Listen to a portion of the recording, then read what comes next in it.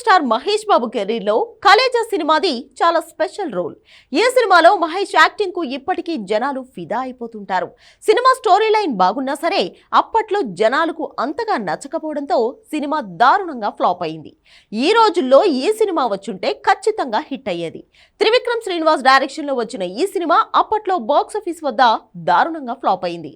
సినిమాలో సీన్స్ బాగున్నా సరే కథలో పట్టు లేకపోవడంతో కాస్త ఫెయిల్ అయింది. అయితే అప్పటి ఆడియన్స్ కంటే ఇప్పటి ఆడియన్స్ సినిమాను చాలా బాగా ఇష్టపడుతున్నారు. అందుకే టీవీలో ఈ సినిమా ఎన్నిసార్లు వచ్చినా సరే జనాలు ఇంట్రెస్ట్ చూపిస్తూ ఉంటారు. ఇక సినిమాలో కామెడీకి కూడా స్పెషల్ ఫ్యాన్స్ ఉన్నారు. ఇక ఈ సినిమా నిర్మాతలకు డిస్ట్రిబ్యూటర్లకు భారీ నష్టాలు మిగిల్చింది. అప్పట్లో భారీ అంచనాలతో భారీ బడ్జెట్ తో వచ్చిన ఈ సినిమా నిర్మాతలను నిండా ముంచింది అనే కామెంట్స్ చాలా వచ్చాయి. అలాగే పవన్ కళ్యాణ్ కెరీర్ లో కొమరంపులి సినిమా కూడా భారీ అంచనాలతో వచ్చింది.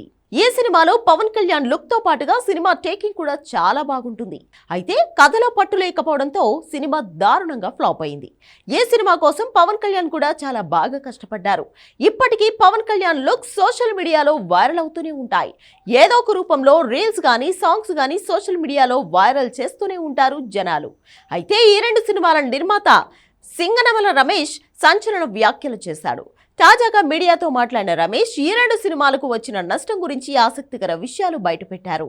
ఈ రెండు సినిమాల కారణంగా తనకు దాదాపు 100 కోట్లకు పైగా నష్టం వచ్చిందని, తన తలరాతకు తగ్గట్టు ఈ రెండు సినిమాలు దాదాపు 3 ఏళ్ల పాటు షూటింగ్ జరుపుకున్నాయని, సినిమా షూటింగ్ ఆలస్యం కావడంతో బడ్జెట్ భారీగా పెరిగిపోయిందని రమేష్ గుర్తు చేసుకున్నారు.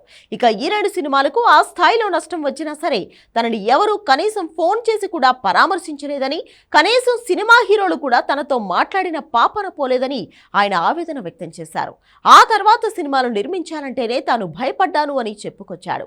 ఈ రెండు సినిమాల కథల విషయంలో తాను చాలా నమ్మకంగా ఉన్నానని, అభిమానులే ఆ సినిమాను హిట్ చేస్తారని కాన్ఫిడెన్స్ తో తాను రంగంలోకి దిగి పెట్టుబడి పెట్టానని, కానీ అనుకోని విధంగా ఆ రెండు సినిమాలు దారుణంగా ఫ్లాప్ అయ్యాయని రమేష్ గతాన్ని గుర్తు చేసుకున్నాడు.